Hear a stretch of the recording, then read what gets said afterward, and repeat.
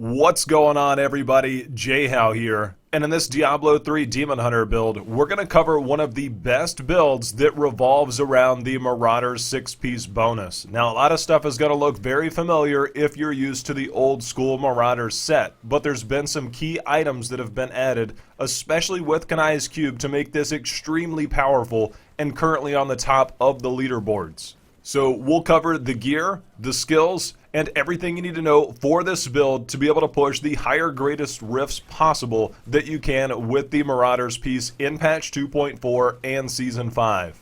For the skills, you'll be using evasive fire with focus, cluster arrow with shooting stars, vault with tumble, sentry with polar station, vengeance with seethe, companion with whatever one you want, but this one we're going with the wolf companion. And for your passives, custom engineering, ballistics, awareness, and Cull the Weak. So looking at the skills, evasive fire with focus just allows you to continue to do damage as well as build up the hatred. Now, you won't need to use this as often as you did before, but this will work because you'll need to use it somewhat often to be able to make sure to keep your hatred up as well as to proc your focus and restraint. As far as your main damage dealer, Cluster Arrow with shooting arrows is going to be a huge boost to your damage to go physical with Cluster Arrow. We'll go over some of the gear that's going to be required to make your Cluster Arrows do max damage once we get to that point here in just a moment. Vault with Tumble to be able to get in and out of places to be able to save some of that discipline. Sentry with Polar Station. This is going to help proc several things like your Bane of the Trapped, or if you're able to work in Cull the Weak, this is going to work as well. And your sentries, of course, are going to be used there for your Marauder 6-piece to be able to shoot out more cluster arrows. Next up, Vengeance with Seethe. Now, this is going to help do a little bit of damage, but with Seethe, you'll also get the 10 hatred per second, which is why you don't have to use evasive fire as much. Your ideal dream is to have this up 100% of the time. It's nowhere near as hard as it sounds because we'll get to some of the gearing options to make this a lot easier. But to be able to have a permanent 10 hatred per second is huge. The companion, because you're using the Marauders, you're going to have all the companions anyways, so it doesn't really matter which one you pick here. For the skills, custom engineering is a no-brainer. Whether you have this on a Hellfire Amulet or here, you must have custom engineering. Because you do more damage per sentry, then you need to have custom engineering to have the maximum amount of sentries possible. So having this is got to be your #1 priority. Next up, ballistics. Because you're going to be shooting out those rockets from your cluster arrow, this is going to be a huge damage increase on the already amount of stacks that you're going to have between your sentries and the Marauder's 6-piece bonus. Awareness, because unfortunately, you're still a demon hunter and you're likely to die. If you want to go full glass cannon, back off of this and choose something like ambush or any other number of passives here to increase your damage, but that's going to come at a side effect in the sense that at really high greater rifts, it's going to be tough to stay alive without this, and you'll have to get really lucky. So running with awareness is a very safe and strategic choice.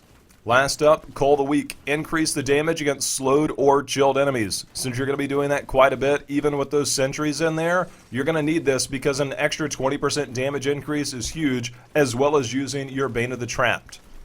Now, taking a look at the gear. The Marauder's 6-piece bonus. For the 2-piece, you get all companions to your side. This is going to help you increase your damage, slow other enemies with the webs, and do all kinds of things that you're going to need there, as well as to be able to help do a little bit of tanking for you as well. The 4-piece bonus, sentries deal 300% increased damage and cast elemental arrow, chakrams, and so forth, including cluster arrow when you do. So having more sentries up shooting cluster arrow every time you do is the main thing that you're going to be working on. And for the 6-piece, your primary skills, cluster arrow and vengeance, deal 600% increased damage for every active sentry. That's a huge amount, which is why custom engineering was so important. As well as your offhand, the Bombardier's Rucksack. This is going to allow you to have 2 additional sentries, meaning even more damage. Now, if you have an old school one, keep in mind that the new ones can also roll up to 100% increased sentry damage. So it's good to make sure you get a new Bombardier's Rucksack in case you're carrying over an old one. Another updated item in patch 2.4 is the secondary legendary status of the Manticore. Reduces the hatred cost of cluster arrow by up to 50%. This is huge. Again, not having to use your primary skill all the time to keep your hatred up with vengeance, with that seed there, as well as the Manticore, means that you can fire a lot of cluster arrows. So being able to pump out quite a bit there. Also, cluster arrow damage will roll anywhere between 60 to 80% on this item as well. So it's a huge bonus to have all of these items with the new Marauders 6-piece that's been updated.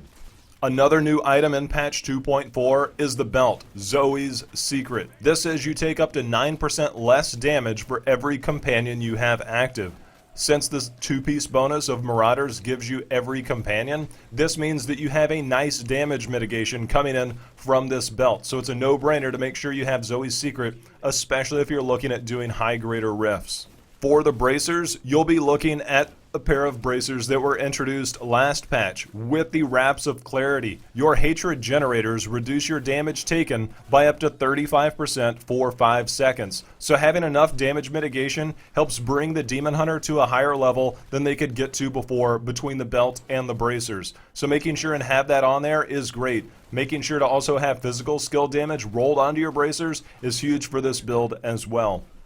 As far as the jewelry goes, you'll want to make sure and have a focus and restraint for your hero. Now, having this on there means that you can pop off several cluster arrows, especially with all the gear and skill setups that we've had so far, means that you'll be able to shoot more cluster arrows while shooting less primary skills. You'll still be shooting that within less than 5 seconds to be able to keep your focus and restraint up and to help balance that hatred that you're going to be needing there. It's a little bit easier this time around, but having these here is a natural progression to be able to do more damage by having these on there and using both your primary and your hatred generator.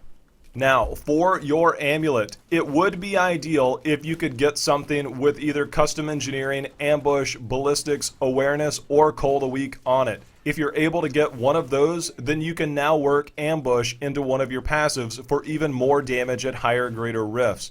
If you don't have a good Hellfire amulet, you can go any other direction for something that helps mitigate damage or do more damage for you.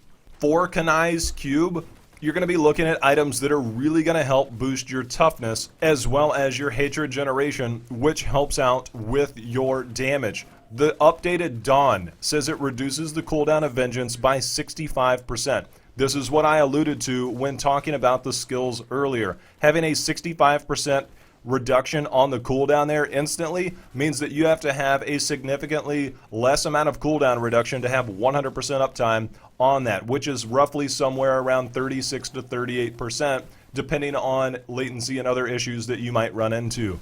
So having the Dawn there means that you're going to be able to have Seethe up 100% of the time. Now, looking at the armor slot, the Visage of Goons, if that's pronounced correctly, says that Vengeance gains the effect of the Dark Heart rune, which is a huge bonus because the Dark Heart rune says that it reduces all damage taken by 50%. So having 100% uptime on your Vengeance, like we just talked about with the Dawn, means that you have hatred regeneration coming at 10, you get that extra damage coming from the Vengeance itself, plus you have a 50% damage reduction, which is way too hard to pass up. So making sure you have 100% uptime on that is going to be a huge boost for your toughness and your damage. And last up is the Convention of Elements. This is just a huge damage increase all around. It's the #1 choice when trying to boost your damage, so making sure and having a Convention of Elements in that jewelry slot is big. If you're having trouble staying alive and you want to throw a Unity in there and then help split damage between you and your follower, then by all means go that route. But if you do have the Visage there in the armor slot and you're getting that 50% damage reduction there, then you don't necessarily need that Unity anymore. So you can add a trade-off there, or you can help supplement even more toughness depending on which direction you want to go, whether it's Convention or Unity or any other direction there that you might need to get for that jewelry slot. When looking at the legendary gems, you're going to be looking at Zai's Stone. This is going to be good because the further away you are, the more damage you're going to do. Since you'll have those pets on that front line as well as your follower, that means you're going to be able to stay plenty far back to do all kinds of huge damage. So having that is a great start. Then looking at Bane of the Trap, because there's going to be so many different ways that you're going to have crowd control there to be able to get the slows in. Bane of the Trap is just an obvious choice to do more damage, especially at high greater rifts, and that's just going to be a huge damage increase. Now, lastly, the Taeguk. Some like this, some don't, but the Taeguk is very important. Since your cluster arrows with the Manticore will shoot extremely slow, it does take a little bit different balance with the Taeguk. You will be getting the extra damage plus the extra armor once you get it to level 25. This is really hard to pass up. These 3 legendary gems work so well together with this build that if you get it right and you can keep your Taeguk stacks up, you'll be doing plenty of damage as well as get that extra mitigation going in to be able to reduce some of that damage. Those are your legendary gems. So again, looking at the recap of the Marauder's 6-piece bonus, it's pretty familiar with how it used to function, but with new items and updated items, this is a huge boost. The Marauders itself got reworked a little bit to do a lot more damage. Add in that new Manticore, the updated Bombardiers, the new Zoe's Secret, as well as mix in the Dawn and the Visage in your cube, means that you have a high level of damage mitigation, as well as increased damage there, especially that hatred regeneration with that Vengeance. So all around, just great synergy between the skills and the gear, and it's really hard to pass this up. The Marauders is currently sitting at the top of the leaderboards with the Natalias and the multi-shot build from the Unhallowed Essence right behind it. There will be guides for that as well if they're not already out. So a couple things to keep in mind when using the sentries is that they are line of sight. If you find yourself in rooms that have doors, make sure and put things either on the corners or ways that they can shoot in multiple directions, else you're going to have to set down multiple sentries. Outside of that, make sure and use your vault to get in and out of danger to help pull new monsters, as well as to get out into that Zeiss stone range to do even more damage. It's really good to shoot down long corridors or in open areas for a Marauder's 6-piece. And again, having that 100% uptime on your Vengeance is your #1 priority. 50% damage reduction plus that hatred regeneration is so important to this build for it to flow as well as it does. Get those down and you'll find that this is going to work out very well for you, and you'll be clearing really high greater rifts that you couldn't before, and you'll really find a newfound love for the Marauders. So that's it for this Diablo 3 Demon Hunter build for patch 2.4 and season 5. Be sure, if you like the video or you like the guide, feel free and hit that like button below, because that's always appreciated. Make sure and share this with your Demon Hunter friends, because guess what? This is currently at the top and doing all kinds of damage and allows you to have a much more casual playstyle to sit back and drop those cluster arrow bombs on your enemies. And if you're looking for more Diablo 3 builds, guides, and other information, as well as other gaming content, feel free and hit that subscribe button below as well, as there's plenty to come. As always, I appreciate you guys watching. Till next time, happy hunting. See you again.